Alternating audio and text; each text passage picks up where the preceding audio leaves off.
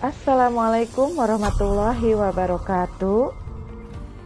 Selamat pagi semuanya. Apa kabarnya anak-anakku tercinta? 10 AKL, 10 OTKP 1, 10 OTKP 2. Alhamdulillah pada pagi hari ini bertemu kembali bersama saya Epa Aristiawati pada pembelajaran IPA. Yuk kita simak materi berikutnya. Alhamdulillah pada materi hari ini kita akan membahas mengenai mitigasi dan penanggulangan bencana alam.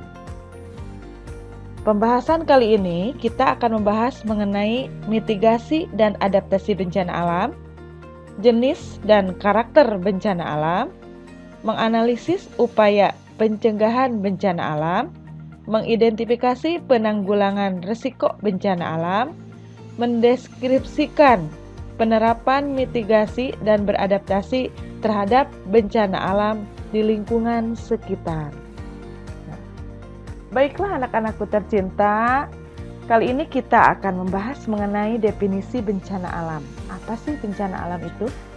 Berdasarkan Undang-Undang Nomor 24 Tahun 2007 tentang Penanggulangan Bencana, bahwasannya bencana didefinisikan sebagai peristiwa atau rangkaian peristiwa yang mengancam dan mengganggu kehidupan dan penghidupan masyarakat yang disebabkan baik oleh faktor alam ataupun oleh faktor non-alam ataupun oleh faktor manusia itu sendiri, sehingga mengakibatkan timbulnya korban jiwa, kerusakan lingkungan, kerugian harta benda, dan dampak psikologis. Nah, kemudian di sini berdasarkan Undang-Undang Nomor 24 Tahun 2007, pengelompokan bencana ini terbagi ke dalam 3, yaitu bencana alam, bencana non-alam, dan bencana sosial. Namun pada bencana alam ini merupakan bencana yang diakibatkan oleh peristiwa atau serangkaian peristiwa yang disebabkan oleh alam, antara lain berupa gempa bumi, tsunami, gunung meletus, banjir, kekeringan, angin topan, dan tanah longsor. Nah, kemudian kalau kita simpulkan dari pengertian mitigasi bencana ini, kita simpulkan berdasarkan Undang-Undang Nomor 24 bahwasannya mitigasi adalah serangkaian upaya untuk mengurangi risiko bencana baik melalui pembangunan fisik maupun penyadaran dan peningkatan kemampuan menghadapi ancaman bencana. Selanjutnya pada slide berikut merupakan tujuan penting dari mitigasi bencana.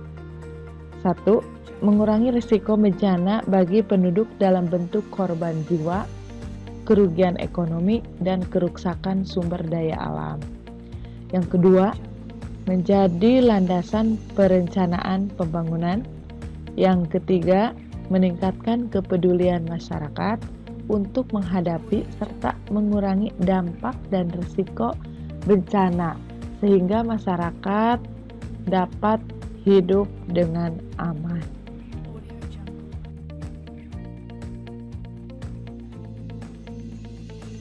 Selanjutnya adalah mengenai adaptasi penanggulangan bencana alam. Adaptasi bencana ini adalah penyesuaian sistem alam dan manusia terhadap stimulus bencana alam nyata atau yang diharapkan tidak ada dampak-dampaknya yang menyebabkan kerugian atau mengeksploitasi kesempatan-kesempatan yang memberi manfaat. Nah, kemudian di sini ada hal-hal penting dalam adaptasi penanggulangan bencana, yaitu diperlukan kesadaran publik, kemudian langkah-langkah struktural dan non-struktural, kemudian ketangguhan, kemudian kesiagaan, dan tentunya membutuhkan partisipasi.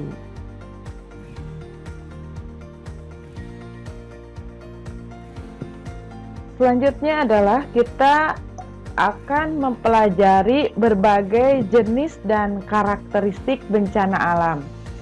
Yang pertama yaitu bencana alam yang disebabkan oleh dinamika litosfer. Apa saja nih ya yang disebabkan oleh dinamika litosfer? Yang pertama, letusan Gunung Merapi. Kalian seperti lihat dalam slide gambar samping kanan. Letusan gunung api ini merupakan proses keluarnya magma yang berada dalam perut bumi ke permukaan bumi berupa material padat, berupa bom, lapili, dan vulkanik. Material cair berupa lahar, material gas dapat berupa panas. Selanjutnya, jenis dan karakteristik bencana alam yang disebabkan oleh litosfer. Yang kedua yaitu tanah longsor. Tanah longsor adalah perpindahan material pembentuk lereng berupa batuan, bahan rombakan, tanah, atau material campuran tersebut bergerak ke bawah atau keluar lereng.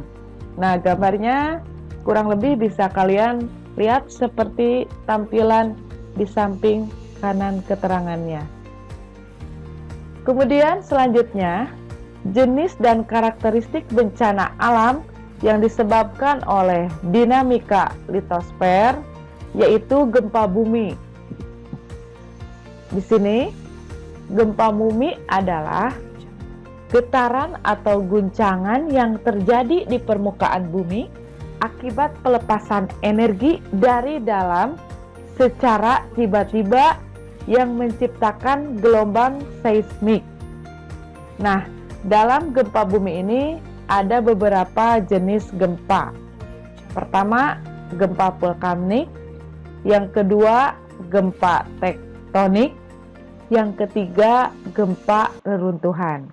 Adapun gambarnya yang terjadi peristiwa gempa bisa kalian lihat di slide gempa bumi di samping kanan. Selanjutnya kita akan mempelajari bencana alam yang disebabkan dinamika hidrosfer.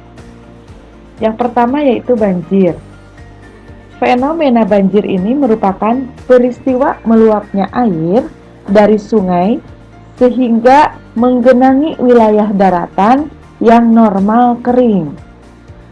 Banjir ini umumnya terjadi ketika volume air pada sungai melebihi daya tampung sungai tersebut. Kemudian yang kedua, bencana alam yang disebabkan dinamika hidrosfer yaitu tsunami. Tsunami ini merupakan perpindahan air yang disebabkan oleh perubahan permukaan laut secara vertikal dengan tiba-tiba. Perubahan permukaan laut tersebut bisa disebabkan oleh letusan gunung berapi yang berada di bawah laut atau gempa bumi yang berpusat di bawah laut, atau bisa juga berupa longsor yang ada di bawah laut, atau bisa juga berupa hantaman meteor di laut. Nah, gambarnya seperti yang kalian saksikan di slide sebelah kanan keterangan tsunami ini. Selanjutnya yaitu bencana alam yang disebabkan dinamika atmosfer. Salah satunya yaitu badai tropis. Nah, ini dalam meteorologi dikenal istilah badai tropis ini merupakan pusaran angin tertutup pada suatu wilayah yang bertekanan udara rendah. Jadi pada badai tropis ini kekuatan angin yang terjadi mencapai kecepatan lebih dari 128 km per jam dengan jangkauan lebih dari 200 km dan berlangsung selama beberapa hari hingga lebih dari 1 minggu. Wow, menyeramkan Bukan, bukan. Lihat gambarnya seperti pada slide di sebelah kanan berikut. Kemudian, bencana yang disebabkan dinamika atmosfer yaitu tornado. Nah, wah, kalau kita lihat gambarnya, Masya Allah ya, menyeramkan. Nah, tornado ini adalah kolom udara yang berputar kencang yang membentuk hubungan antara awan cumulonimbus atau dalam kejadian langka dari dasar. Ya, gambarnya seperti kalian lihat di slide berikut. Nah, setelah kita mempelajari dari berbagai kejadian bencana alam, tentu saja ini ada beberapa lembaga yang menanggulangi bencana alam. Di antaranya yang pertama adalah Badan Nasional Penanggulangan Bencana Alam atau BNPN. Ini adalah lembaga pemerintah non-departemen yang dibentuk berdasarkan Peraturan Presiden Nomor 8 Tahun 2008, di mana tugas BNPB ini adalah membantu Presiden dalam mengkoordinasikan perencanaan dan pelaksanaan kegiatan penanganan bencana serta melaksanakan penanganan tersebut mulai dari sebelum bencana, pada saat terjadi bencana, dan setelah terjadi bencana. Kemudian yang kedua, silahkan amati dan pelajari video selanjutnya pada materi mitigasi bencana alam ini. Untuk pertemuan kali ini, Ibu cukupkan sekian. Semoga bermanfaat dan menambah pengetahuan untuk kalian.